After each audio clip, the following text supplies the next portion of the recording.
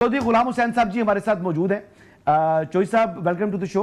तो सरफराज बुगटी साहब और आपके दरमियान में मैं हायल नहीं हूँगा सर, ओवर टू यू, आप जो सवाल करना चाहें पूछें। ये बताएं कि आपकी गुड गवर्नेंस की भी बड़ी तारीफ़ की गई है, तो वो मोटे मोटे जो आपने इकदाम किए जिससे लूट मार और बाज़रवानी और रिश्वतस्तानी पर काबू पाया गया है, तो वो कौम से शेयर करें। और नंबर 2 ये क्या है कि आपके इक़दामात, आपकी कोशिश, आपका जान पर खेलना और आपकी रियासती अदारों का, पुलिस का, तमाम सब का इतना बड़ा जद्दोजहद जो है, उसके बावजूद दहशतगर्दी क्यों बढ़ रही है। 3 इस वक्त क्या स्टेटस है, और आया पाकिस्तान के लोग आपके साथ किस तरह खड़े हों कि जिससे इन दहशतगर्दों को और उनके सर को और उनके सरगनों को कुचला जा सके। चौधरी साहब आपका बेहद शुक्रिया। अब आपने 3 सवाल किए हैं। एक तो आपने जिक्र किया, यकीनन आप डीजीआई इस्पियार का जिक्र कर रहे हैं, मैंने भी वो प्रेस कॉन्फ्रेंस सुनी है। कॉन्टेक्स्ट उसका यही था कि वो प्रोविंसेस का केपी में हमारे भाई हैं, वहाँ पर भी दहशतगर्दी है और बलूचिस्तान में भी तकरीबन सिमिलर नेचर की दहशतगर्दी है, तो वो उसका तकाबली जायज़ा ले रहे थे और उस पर जो उन्होंने फरमाया, मैं उनका शुक्रगुजार हूँ। और पाकिस्तानी कौम को ये पता होना चाहिए कि पाकिस्तान बलूचिस्तान के कॉन्टेक्स्ट में मैं कहीं और का तो कमेंट नहीं करता हूँ। हाँ, ये कमेंट ज़रूर करूँगा इस तवसत से, इस चैनल के तवसत से, जो मेरे केपी के चीफ मिनिस्टर हैं, मेरे भाई हैं, मेरा उनके साथ रब्ता भी रहता है, खुशी गमी भी हम एक दूसरे का करते हैं और पुराना भी हम एक दूसरे को जानते हैं कि पॉलिटिक्स को और टेररिज्म को हमें अब अलहदा रखना पड़ेगा। टेररिज्म को एज अ टेररिज्म ही ट्रीट करना पड़ेगा, उसको पॉलिटिक्स से जोड़ना मुनासिब नहीं है। मेरी ये राय है, उससे वो इससे इख्तलाफ भी कर सकते हैं और उनको पूरा मुकम्मल हक है। बलूचिस्तान के कॉन्टेक्स्ट में मैं ज़रूर बात करूँगा कि जो सिक्योरिटी पैराडाइम है और डेवलपमेंट का जो पैराडाइम है, इससे पैरेलल चलना है। अब सिक्योरिटी का जो पैराडाइम है वो तो काइनेटिक अप्रोच है, वो ज़ाहिर है हमारी सिक्योरिटी फोर्सेस, पैरामिलिट्री फोर्सेस, फिर पुलिस का बड़ा रोल है उसमें। और अब आपको पता है और पूरी पाकिस्तानी कौम को ये पता होना चाहिए कि आज अल्हम्दुलिल्लाह पूरा बलूचिस्तान जो है वो कन्वर्ट कर दिया गया है from B area to area. Now it is completely under police और एक फोर्स है, एक लॉ है, एक कानून है, जो पहले डिवीज़न थी एरियाज़ और बी एरियाज़ की।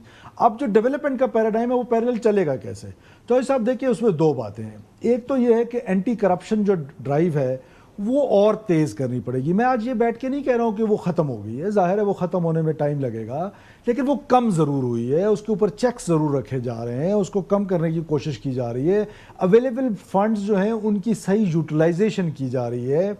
फिर जो यूथ एंगेजमेंट है वो सबसे इम्पॉर्टेंट है। वो यूथ जिसको डिसइंटीग्रेट किया गया है प्रोपेगेंडा टूल्स के ज़रिए रियासत पाकिस्तान से, जो यूनिवर्सिटी में पढ़ रहा है, जो कॉलेज में पढ़ रहा है, जो बेरोज़गार है डिग्री लेने के बाद, उसकी इंटीग्रेशन कैसे करनी है, उसको गवर्नमेंट ने वो अपॉर्चुनिटीज़ कैसे देनी है कि वो स्टेट के साथ अपने आप को इंटीग्रेट कर ले। तो for that government of Balochistan ने पूरा एक कम्प्रिहेंसिव प्लान बनाया है। 10 ईयर्स का प्लान बनाया है, एक शॉर्ट टर्म प्लान है, एक लॉन्ग टर्म प्लान है। उस 10 ईयर्स में कि किस तरीके से उस रोड मैप को लेके चलें, तो हम कितने ट्रिलियन रुपीस जनरेट करेंगे, किस तरह उनका खर्च करेंगे, उससे डायरेक्ट इनडायरेक्ट जॉब्स किस तरीके से क्रिएट किए जाएंगे, और फिर सबसे बड़ी चीज़ जो है वो चौधरी साहब गुड गवर्नेंस की मेरिटोक्रेसी है कि मेरिट पे ट्रांसफ़र पोस्टिंग्स हों। आज अल्हम्दुलिल्लाह बलूचिस्तान में जितने डिप्टी कमिश्नर्स हैं, जितने एसपीज़ हैं, जितने डीआईजीज़ हैं, जितने कमिश्नर्स हैं, वो 100% मेरिट पे लग रहे हैं। जब वो मेरिट पे लगेंगे तो मेरिटोक्रेसी प्रमोट होगी। मैं लास्ट फिर आपका सवाल हसन ले लेता हूँ कि हम पहला सूबा है कि हमने आर्टिफिशियल इंटेलिजेंस के ज़रिए, जो मैंने पहले दिन असम्बली में खड़े होकर तकरीर की थी कि मैं आपकी नौकरियां बेचने नहीं दूंगा, तो वो क्या था? वो यही था कि आर्टिफिशियल इंटेलिजेंस के ज़रिए हमने अपने बच्चों के टेस्ट कंडक्ट किए, और टेस्ट कंडक्ट करने के बाद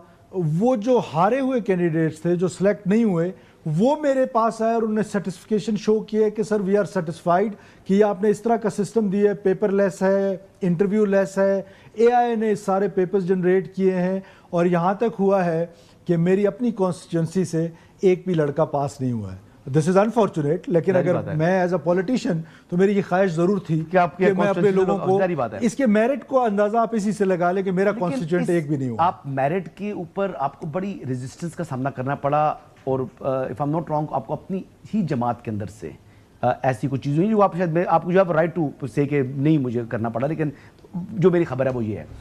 लेकिन मैं क्वेश्चन मेरा आपसे ये है कि एक तरफ ये हर्डल्स हैं कि विद इन पार्टी या विद इन असेंबली आपको जो है वो पुरानी आते लोगों को पड़ी हुई हैं, वो उस तरफ आती हैं। दूसरी तरफ जो हमारे सरदार हैं वो तमाम के तमाम वसाइल भी इस्तेमाल करते रहे और महरूमी का रोना भी रोते रहे। तो एक तरफ आपने सरदारों को डील करना है, दूसरी तरफ अपने ही अंदर जो आपके कोलीग्स हैं उनको डील करना है, चाहे वो गवर्नमेंट बेंचेस पर हैं या वो अपोजिशन बेंचेस के ऊपर है। तो इनको यानी अब आप इनको मैनेज कर पा रही हैं या अभी तक आपके लिए मुश्किलात हैं? क्योंकि पीपल्स पार्टी की ही एक खातून है जिनका मुझे फ़ोन आया था और वो बता रहे थे कि आपके साथ ज्यादती कर रही है, पार्टी कर रही है। अब देखिए, वो मुझे नहीं पता कि आपको किसने कहा है। मेरे साथ जो लीडरशिप है, I am in very good contacts with honourable president Pakistan और चेयरमैन साहब के साथ और अदी फरयाल तालपुर साहिबा के साथ भी। और मुझे उस तरफ से मैं ऑनेस्ट होता हूँ, आपको पता है अपने ओपिनियंस में, उस तरफ से मुझे हमेशा इनकरेजमेंट मिली है। ज़ाहिर है पार्टी के इश्यूज़ होते हैं, बहुत सारे लोगों की एक्सपेक्टेशंस बहुत ज़्यादा होती है जब पार्टी गवर्नमेंट में आती है, और उन पर पूरा उतरना भी एक चैलेंज होता है। फिर कोलिशन गवर्नमेंट है, कोलिशन को चलाना इटसेल्फ एक बड़ा चैलेंज है।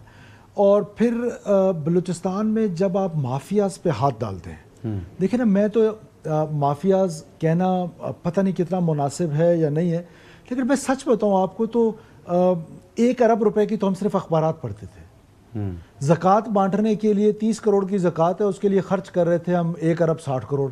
तो मैंने ये महकमे ख़त्म कर दिए। अब बीडीए हमने एक महकमा बनाया है जिसका काम था कि वो हमारे लिए कोई रिसोर्सेज इकट्ठा करे, उनकी तनख्वाहें हम जो है ग्रांट एंड में देते हैं, हम वो ख़त्म करने के लिए जा रहे हैं, सो एंड सो ऑन। तो पिछले साल हमने 14 अरब रुपए नॉन डेवलपमेंट बजट से बचाए हैं। We were the first government जिन्होंने 100% अपना बजट जो है, अब एक तो बजट बड़ा थोड़ा है, 250 बिलियन रुपीज़ है, ठीक है। अब 250 बिलियन रुपीज़ से पूरे पाकिस्तान, अब आधे पाकिस्तान को डेवलप करना तो एक इम्पॉसिबल चीज़ है। अब वो 250 अरब रुपए भी वो जो आखिरी चाचा उमरदीन है जो बलूचिस्तानी है, जो ठठरता है सर्दी में गर्मी में झुलसता है, उस तक लगते नहीं थे।